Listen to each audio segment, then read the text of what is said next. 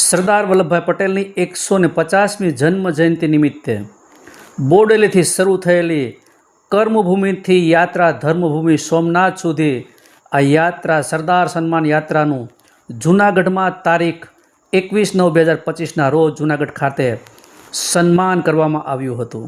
બારડોલીથી સોમનાથ સરદાર સન્માન યાત્રા પહોંચતા જૂનાગઢમાં જ પહોંચતા ગોપાલભાઈ વસ્તાપરાએ વિવિધ રાજવીઓ સ્ટેટ તથા કાઠી સમાજના અગ્રણીઓને સાફો પહેરાવી સન્માનિત કર્યા હતા। આ કાર્યક્રમમાં અનેક દરબારો તથા આગેવાનો ઉપસ્થિત રહ્યા હતા। સન્માનિત થયેલા રાજવી દરબારો અને સ્ટેટ ઉપસ્થિત રહ્યા હતા। ચૂડા સ્ટેટના ભરતસિંહ વાળાની સ્પીચે સૌ શ્રોતાઓ અને પાટીદાર આગેવાનોને મંત્રમુગ્ધ કર્યા હતા। જય માતાજી, જય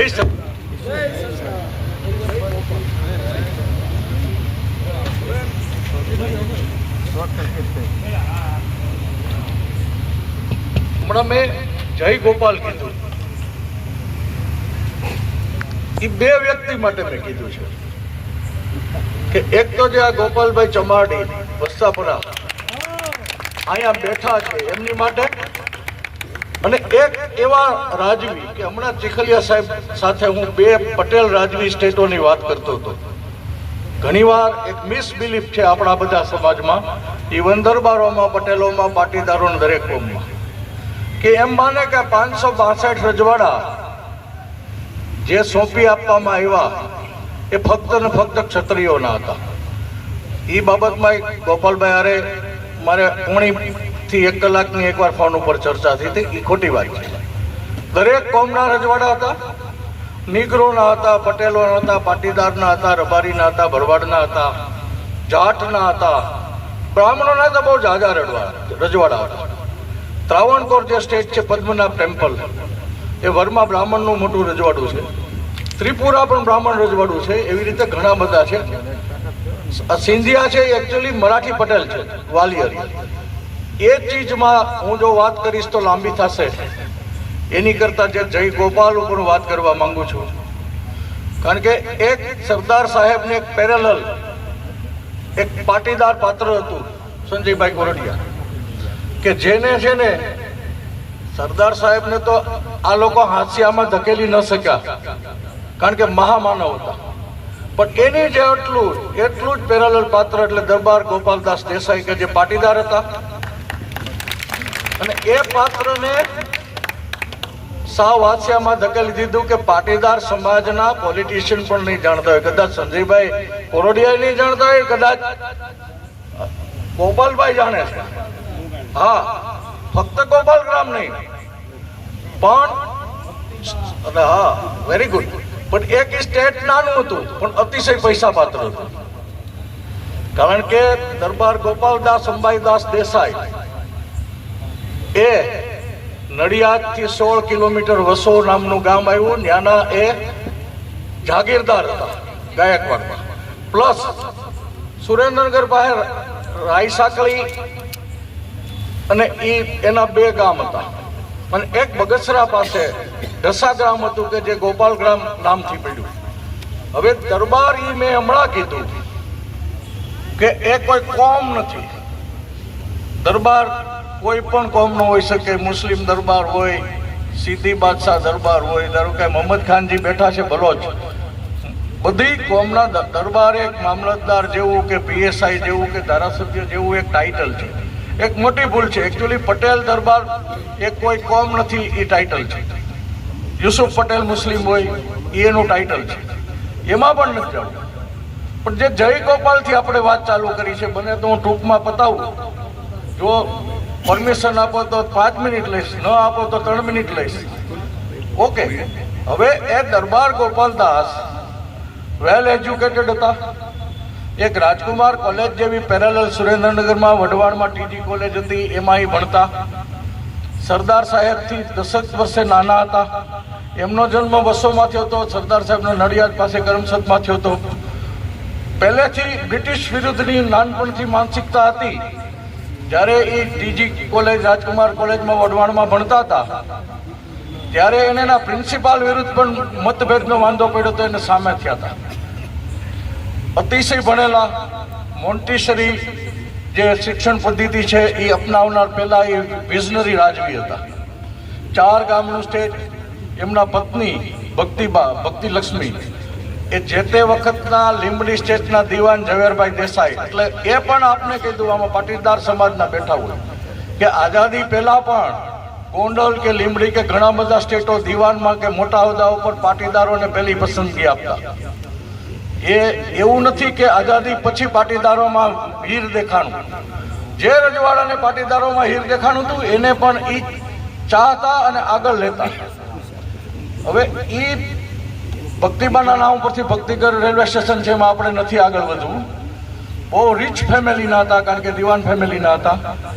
વાત એ છે કે બગસરા પાસેનું ગોપાલ ગ્રામ, પછી મારા ગ્રાન્ડફાધર પણ આરકેસી પછી ટીજીમાં ભણેલા, પ્લસ બગસરા સ્ટેટ અને દરબાર ગોપાલદાસના સંબંધને કારણે અમારા ગ્રાન્ડફાધરને પાટડી દરબાર કે હજી પણ સંબંધ છે કે જેનું મેં આપની પાસે સન્માન કરાવ્યું. 40 ગામનું સ્ટેટ હતું, હમણાં ચીખલિયા સાહેબભાઈ કીધું. અત્યારે પાટીદાર એ રાજવી છે ઈશ્વરસિંહ દેસાઈ, બહુ વેલ ટુ ડુ છે. એમના ગ્રાન્ડસન એટલે કે ટીકા સાહેબ છે એ અમેરિકામાં સેટલ છે. અતિશય ધનાઢ્ય અને બહુ સરળ સ્ટેટ છે. દરબાર ગોપાલદાસના વંશજો લગભગ બધા એબ્રોડ છે. એમની જે વર્ષોની અંદર હવેલી છે એ 250 વર્ષ જૂની ચીખલિયા સાહેબ છે. આખી સીસમના કાર્વિંગથી બનેલી છે. એ વર્લ્ડનું અદ્ભુત બાંધકામ છે. એટલે એવું નથી કે પાટીદારો હમણાં મોટા બાંધકામ કરતા શીખા, 250 વર્ષ પહેલા યુનિક બાંધકામ કરતા. કારણ કે પાટીદારોની અંદર એ ગટ્સ પડી છે. તો દરબાર ગોપાલદાસ અંગ્રેજો વિરુદ્ધ જ્યારે વર્તન હતું એ નમતા નહીં, એમ કહેતા કે તમે છે ને બ્રિટિશ સલ્તનતના નોકર છો, હું રાજવી છું, એટલે એ બિનજરૂરી માન ન આપતા. અથવા એને સ્વરાજમાં પણ ભાગ લીધો. 1939માં એને ખાદી અપનાવી. એને કારણે બ્રિટિશરોએ એને છે ને ડિથ્રોન કર્યા, એટલે ગાદી ત્યાગ કરાવી. એનો કેસ સરદાર વલ્લભભાઈ પટેલ લડતા, એટલે he was his first advocate. એ સંબંધે અને મારા ગ્રાન્ડફાધરને એમના સારા સંબંધ હતા. એટલે 1942માં મારા ગ્રાન્ડફાધર એમની સાથે સરદાર વલ્લભભાઈ પટેલને Darbarsinh Babavala, he was also very learned, fluent in English and all, because we are educated since 3 or 4 generation Rajkumar college or English medium etc. તો એ જ્યારે એમને મળ્યા મહાત્મા ગાંધીજીને, અને એટલે ઇમિડિયેટલીને ત્યાંને ત્યાં મારા દાદાએ ખાદી અપનાવી લીધી, ચલી. દરબાર હોલ મ્યુઝિયમમાં બીજા રાજવીના ફોટા છે, મેં ખાલી મારા દાદા શ્રી દરબારસિંહ બાબાવાળાનો એક ફોટો છે, એ ખાદીમાં છે. પહેલા રાજવી એવા હતા દરબાર ગોપાલદાસ કે જેને ખાદી અપનાવી હતી, રાજનો ત્યાગ કર્યો. ઘણીવાર આપણે ભાવનગરની વાત કરીએ છીએ, પણ એ તો આઝાદી આવ્યા પછી રાજનો ત્યાગ કર્યો. ચાલુ રાજાએ રાજનો ત્યાગ કર્યો, મોટું સેક્રિફાઈસ કર્યું. 4-5 ગામનો રાજા ત્યાગ કરી શકે એ નાનું ભલે અતિશય પૈસા પાત્ર હતા, પણ એ મોટો સેક્રિફાઈસ ગણાય. એને અંધારામાં રાખવામાં આવ્યો છે. પણ એ પછી એ આઝાદી આવી એટલે પાછા મારા ગ્રાન્ડફાધર સાથે 1942માં સરદાર સાહેબને મળ્યા. ત્યારે સરદાર વલ્લભભાઈ પટેલે મારા ગ્રાન્ડફાધરને કીધું કે પહેલાં તમે અમારા આ પ્રવાહમાં ભળેલા છો. ધારો કે વાગણિયા સ્ટેટે આરજી હુકુમતમાં બહુ મદદ કરી સરદાર સાહેબના કહેવાથી, અને આરજી હુકુમત સક્સેસ કરીને જુનાગઢ આવ્યો, એમના વંશજ મોળુભાઈ બેઠા છે. પણ તમે છે ને આ પ્રવાહમાં ભળી જાઓ, તમારે હોય તો હું તમને કાંઈ એમ્બેસેડર બનાવું, અથવા તો તમે ઇલેક્શન લડો, તો તમે ભલે તમારું 6 ગામનું સ્ટેટ જતું હોય તો તમે દેશને મદદરૂપ થઈ શકશો. પણ અનફોર્ચ્યુનેટલી પછી 6 મહિનામાં મારા દાદા નો દેહ ત્યાગ થયો.